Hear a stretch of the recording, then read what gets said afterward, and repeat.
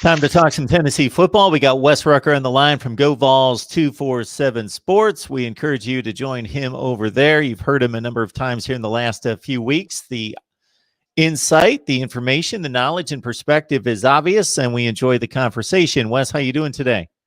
Better now that I just made sure I silenced my phone, if I'm being honest with you. So doing great. I think that's a common theme in these conversations these days is everybody's got their phone and they're going off all the time. And hey, that's just kind of routine now.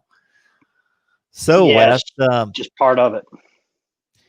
What's part of it as well are these cancellations or postponements of these games. And we've got another one here and 4 in total in the SEC, including Tennessee and Texas A&M. So we know that just a few weeks prior to the opener, Tennessee had the 6 or 7 cases that affected about 31, and that was the alarming number that was reported initially, was something like 31 Vols were traced, but when it came down to it, about 6 tested positive total on the football team and staff. But in regards to this cancellation, it's all Texas A&M, as you had clarified with me just a few minutes ago. Yes, I'll do you one better than that. There was a day in camp where I think Tennessee had right around almost 60 guys who could not participate in practice, whether it was for the few who tested positive or for the many who were contact traced. I mean, now they've gotten it more down to a fine science in terms of the contact tracing, but Knox County's policy has always been a pretty aggressive one. And, to be honest, candidly with you, I agree with that. I think that's what needs to be the case. But Tennessee certainly has been aggressive on that front. And but since the season started, they had all kinds of trouble in camp. And I think that's at least part of the reason maybe why you're seeing some of these struggles you're seeing from some of these guys. Not all of it, but some of it. But since the season has started, 6 weeks and counting, they've had 0 test positives. They've had a couple guys who had a false positive, but then they got that cleared up. That was a problem at the lab. But other than that, they've not had a single positive test case in 6 weeks now. They're beating COVID. They're not really beating anyone else right now, but they're beating COVID. MarkRogersTV, the voice of college football, talking up Tennessee with Wes Rucker, Go Vols 247. Please like these videos. It helps build the channel. Subscribe here. Hit that bell for the notifications. That way you know when we're going live, and share the videos out there on social media as well. So the game against Arkansas, one of those typical tale of two halves, 13-0 up, gave up 24 straight and lose it by 11 on the road. And the quarterback situation continues to be in flux, whether it be based on injuries or so forth. And the numbers are pretty pedestrian to be kind, ugly to be maybe a little bit forthright. 2 interceptions total, 11 of 21, 107 yards. Maybe would have been a decent game in 1960, not 2020. Correct. I think you saw a couple things again on Saturday. You saw one that right now, as much as anyone or several fans of the program don't want to admit this, Jared Garantano is giving Tennessee its best chance to win games right now. But the question is that good enough? And why has there been no development behind him in some cases? Now with Bailey, you understand that, right? He's a kid who he's a freshman who had some time out with COVID in camp, and he's not had a lot of time. So I don't want to say you give him a free pass, but you understand that. But when you get to Brian Maurer, and then you get to guys like JT Shroud, who didn't even make the trip, you wonder, just kind of what's been amiss there with the development. But I do think, I'll say this, Tennessee's plan A for Arkansas was the right plan A for how you attack that Arkansas team. Arkansas, we talked about this before the game, Arkansas creates a lot of turnovers on the back end, picks off a lot of passes, but it does not stop the run at all. So what do? Especially if you're a team who turns it over a lot, you throw a lot of picks, you hand it off a lot. That's what you do. That's how you give your team the best chance to win the game. And that was working. They ran it right down Arkansas's throat in the first half. Of course, it should have been 21-0, and it was 13-0. Had a Trey Smith, of all people, I believe, had a holding penalty.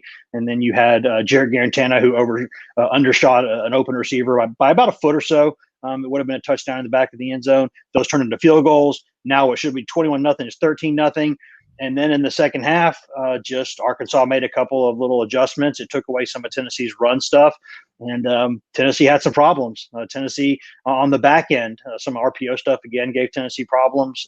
It's confusing to me because I sort of understand some of these issues, but I also believe that in a hypothetical world, if Jeremy Pruitt and Derek Ansley, if either one of them were on the job market tomorrow, either one of them would be one of the highest paid defensive coordinators in college football. Either one of them.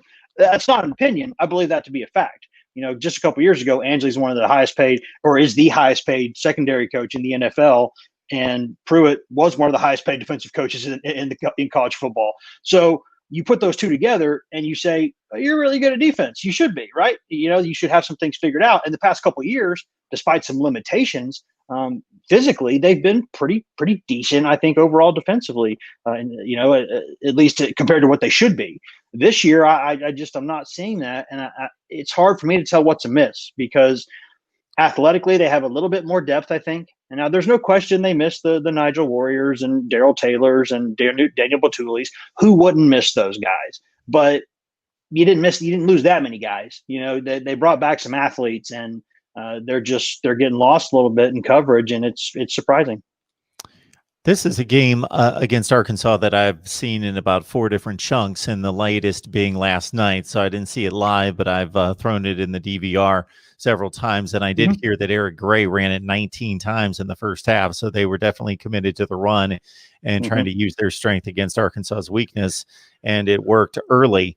Back to this quarterback situation, Harrison Bailey would appear to be the guy that most people are excited about being the future. If you just look at your own 247 Sports composite rankings, sure. Third-rated pro-style quarterback, JT Shroud at number 26. Is he the guy that's getting the buzz, the guy that everyone wants to see get the chance? There's no question. And I've seen this because I've covered enough mediocre college football or struggling college football at this point to know that for sure that the guy, whatever quarterback on the team has had the fewest chances to make mistakes, is always the most popular guy. And it's because, would he screw up? Maybe, but you don't know that. The other guys have. You don't know that he has. So he's the most popular guy, right? He's the most popular guy on campus. Everybody wants to, get him free Pepsi here and there. You know what I mean? Like he's a popular guy. And so I think that's something that they need to they need to be careful with, though, because I don't know that he's ready. And Jeremy Pruitt got a lot of flack for this comment. And to be candid, I don't think he should have made it, even though I understand it. He said that he wanted to be careful with Bailey because he didn't want to bring him along too fast and actually stunt his development by, kind of getting his confidence and physically just getting him wrecked. And he said that if you want to see how that can happen, look at Jarrett Garantano. Was a guy who was the number 1 dual threat quarterback prospect in the country coming to Tennessee in the composite we have there at 24/7 Sports. And he was a guy who redshirted 1 year, but then he got thrown into a situation where Tennessee just was not good. And he got his bell rung. He got beat up. Fans got on him. People started questioning him. People started calling him a bust. And he can act like that stuff's not bothering him, but I find that hard to believe. And so Jeremy Pruitt said, I don't want to do that to Harrison Bailey. I'm trying to build a program for the future here also. And I want to win now, but I'm trying to build for the future. And I don't want to do that. Now, should he have said that publicly? Probably not. But I don't know that it's wrong. It's not the kind of thing you want to say publicly. It's not wrong, I don't think. I think you got to be careful with that. If he's ready to play, or more importantly, if he gives you the best chance to win right now, do you play him? Probably. But if he doesn't, you don't. And that's where Tennessee's got to reach this point where this is not a normal senior year, or this is not a normal year in college football. Normally you would say, well, you're 2-4, pack it in, start playing some of these young guys. Maybe you get to a bowl game, maybe you don't. They'll take some lumps and you'll move forward. Well, seniors can come back next year across the country if they want to. Now, there are some people who were surprised Garantano wanted to come back even this year to Tennessee. But, what do you want to come back? I don't know. But if you're Tennessee, you got to be careful about that, because if Pruitt and these guys don't get it turned around this year, it is all hands on deck next season or they're in trouble. And so they got to win games. And so it's a tough situation to be in. It really is. Now it's a situation by many ways of their own doing, because they've been the coaches now for 3 years. They've had chances to develop these guys. I'm not going to sit here and cry for them, but I mean, it's the reality of the situation. This is your 3rd year, and some of these guys are out there and they're making mistakes, and you have to figure out if you're okay with that or if you're not. There was such a good feel surrounding this program because of the way it concluded in 2019 and another strong recruiting class coming into 2020. There were people out there that were actually touting this team as a potential SEC Eastern Division champion. Not myself. Me, but others were. Exactly. I'm going to take myself out of that mix too. I thought that was a little bit crazy talk, a little bit out there. But at the same time, I did say the 2 most intriguing teams in the country to me coming into this year were North Carolina and Tennessee. I just wanted to see if they could continue on the ascent. So for Tennessee, to your point, 2020 being a little bit tricky, and maybe coaches are in a bit of a safe haven in regards to extending their livelihoods for maybe a year. And regardless of how bad 2020 would be, even in a regular year, I wouldn't myself put Jeremy Pruitt on a hot seat after a fine 2019. One bad season typically doesn't do it for me in regards to that. As we stand here at 2-4, as you mentioned, and staring at probably the 2nd and 3rd best teams in the conference the next 2 games, Florida and Texas A&M, who are those players that Tennessee fans would like to see get more playing time in to close this out? Well, I think to answer your first point, I do think that it is going to be really important for Jeremy Pruitt and his staff, and they need to be doing this now, but especially as soon as they get out of the season, it is going to be so important for them to quality control this and figure out what exactly went wrong. Did they was it that preseason camp? Because Tennessee had a lot of guys miss a lot of preseason camp, I think more than some other teams did. And was that just an issue? Or did they try to do too many complicated things where guys, just in Zoom meetings couldn't quite get everything down? I personally do not know, because there's never been a year in my career doing this where I have been around a team less than I have this year. Just we're not even allowed in the building, and understandably so because of what's going on. So everything we're doing over the phone. The only eyewitness accounts we get, period, are in games. So we, normally we take what we hear from people and we combine that with what we actually see, and that gives us a bit more true understanding of what's going on. So I think that's going to be important for these guys to figure out exactly what went wrong right now this season. But to answer your second question there, I do think that there are some guys. I mean, you mentioned Bailey. That's the obvious one people would like to see if given a chance. But there's also some playmakers out there, some young guys. Maybe you've seen a little bit of Jalen Hyatt. Let's see more Jalen Hyatt. This is a kid who can fly. I mean, this kid is an absolute burner that they have not had at Tennessee in a couple of years. Even with Jennings and Callaway, they would kind of out physical you in some ways. This guy can just flat out run by you. I think Malachi Weidman is another kid, is a freshman who is an incredibly exciting prospect at wide receiver. Every bit of 6'4", unbelievable vertical leap. This kid was on the AAU basketball circuit winning slam dunk competitions. He is a freak of an athlete, and he can run. And he's a little bit, you could say a little bit raw maybe as a prospect, but he's getting there, and he's an exciting player. And I also would throw guys like Jimmy Holiday and Jimmy Callaway in there. All those freshman receivers. Tennessee's not getting enough separation at receiver, so let's see kind of what you've got there. I think tight end's a tough place. They need help there badly, but I think they may have to develop that. I don't know if they've got any just right now good to go guys, but they badly need help at tight end.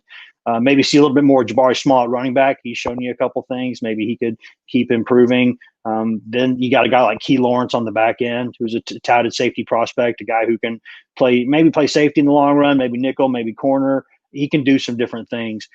There are some guys, Morgan Joseph, Tamarian McDonald, a freshman safety. There's a long list of guys. They've recruited pretty successful classes the past couple of years, and some of those kids have already gotten themselves in the mix. Some of them haven't yet. And so the longer these struggles continue, the longer that the more cries you're going to see from people to get those kids out there. So I misspoke. The Auburn game will be the next game on November 21st. The Florida game was the final game of the season. Texas A&M will be played on December 12th as the final game before the SEC championship game the following week. Mm-hmm. All right. Yes. Wes Rucker, Go Vols 247 Sports, and Tennessee will be back on the field, hopefully, against the Auburn Tigers again on the road on the Plains November 21st. Wes, we appreciate you stopping by. No problem. And I hope Auburn gets things cleaned up because it's had its own COVID mess right now. And, I hope for everybody does. But, I guess selfishly, I'd like to cover a football game next week. So if Auburn could clean it up and Tennessee could keep it clean, that'd be great.